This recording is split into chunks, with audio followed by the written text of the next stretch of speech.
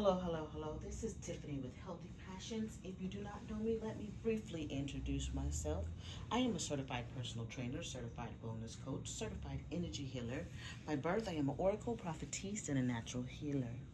I woke up early this morning, way before the sun, and I am moving around, ready to take some books back to the library, and I just kind of opened my phone and I noticed something on my feed, and it's kind of been bothering me for like a week now, but I didn't really want to talk about it because one thing, if you know anything about me, is I don't be keeping up and talking about celebrities.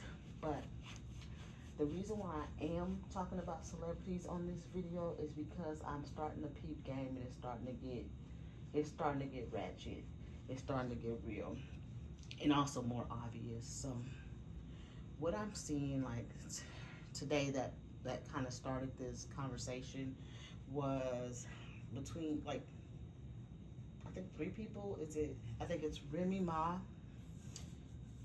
uh, Pat Poose, and Clarissa. So they got a lot of bullshit going on in the media and stuff, and social media and all that stuff going on. A lot of back and forth, a lot of BS, a lot of games and stuff that they should not be playing in our faces. Now these people, they've been here for a while now, but they are. I just don't. Just from their energy, how they move in their features, I feel like they're either African or some kind of Caribbean type, not a part of the bloodline that would be descendant from like slavery and stuff here. I don't think I don't think they are us. What I do feel like is they have taken our culture, bits and pieces of it, tried to become really good at it, but they still don't have the energy and the spirit behind it. So they may sound good, they may have nice rap words, or they might come across moving, talking, acting, even dressing like us, but the energy still is always off, and it irks my soul because it's like watching the movie Mimic or something. Like, you're constantly watching someone mimic your culture, your aesthetic, your men, your women. We're tired. We're tired of watching the fakeness of it when we don't need anyone to portray us or pretend to be us. We are us unapologetically. We are the creators of the culture, so we are the innovators of the culture. So now that American, Indian, black, so-called black people, Hebrew Israelite people, are moving forward, and we're starting to not delegate, but delineate ourselves. It's necessary. We should have done it a long time ago, because now we have these people who are pretending to be us, portraying themselves as us, acting a fucking fool in the social media light, making us look bad. So you telling me that Papoose and Clarissa are all of a sudden the new black love? That black in America is a lineage that they're not a part of. They could be the new African love, new Caribbean love, or whatever, but they're not the new black love. Because in the black community, so-called black community, that certain bloodline, it's not okay to walk around with somebody's husband. It's not okay to flaunt and be prideful and boastful as you appear being a side bitch. We don't tolerate that behavior.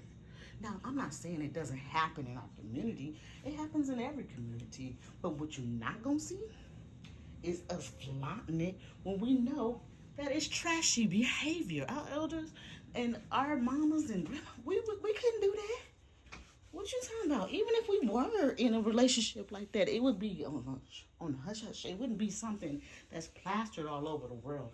This is how I know these people plotting on us, and they always go for our downfall, because they are giving these young girls examples like this. Like, yeah, she's the world champion. She's this. She's that. She's everything you want to be. but she's also a side bitch to Papoose. Well, I don't even know if he's retired. I haven't heard his song or nothing, so I don't know. But and then they're calling him an American rapper, but you notice they're not calling him an American black rapper. They're not a part of our culture. They need to take that back to the Caribbeans or back to Africa, wherever they're from, because this behavior is ratchet and I'm tired of it. And they aren't the only ones. We've seen this with Nicki Minaj. The foolishness. Take that back to Trinidad. But you want to represent us. You want to use our culture to make millions. Represent us in like politics and on TV as if you are us and you think you can speak for us, which you cannot. I'm glad they're trying to deport her ass. You can't speak for us, right?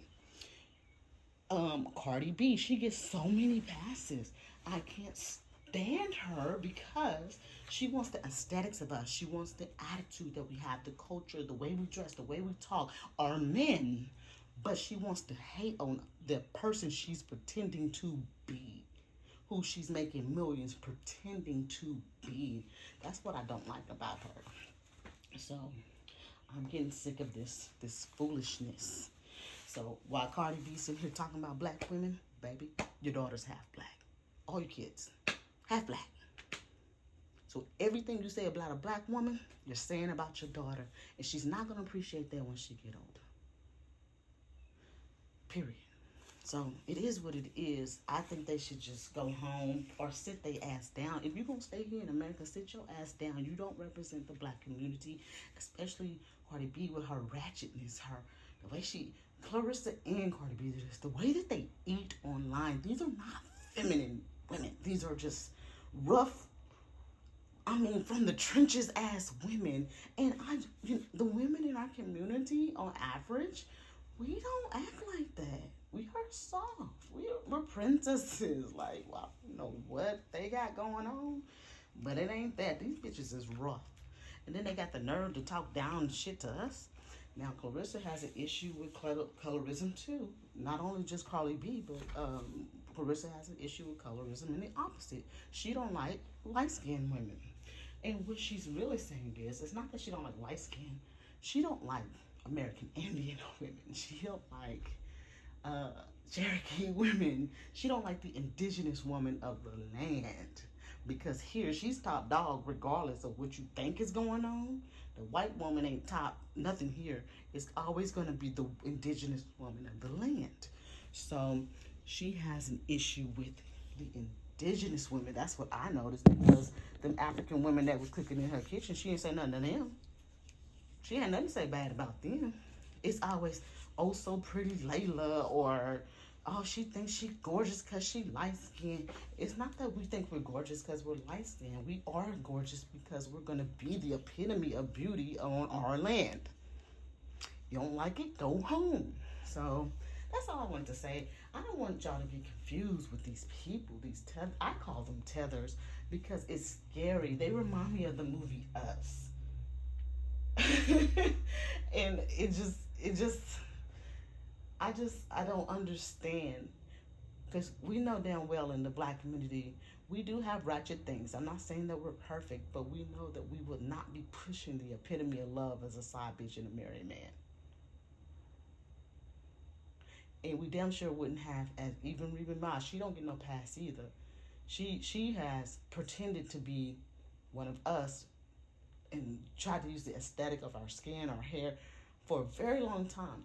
And she's been okay for the most part. She's always been rough around the edges. But what I don't like now is that she thinks that she can be a mother, a married woman, and still date whoever she wants. Get a divorce.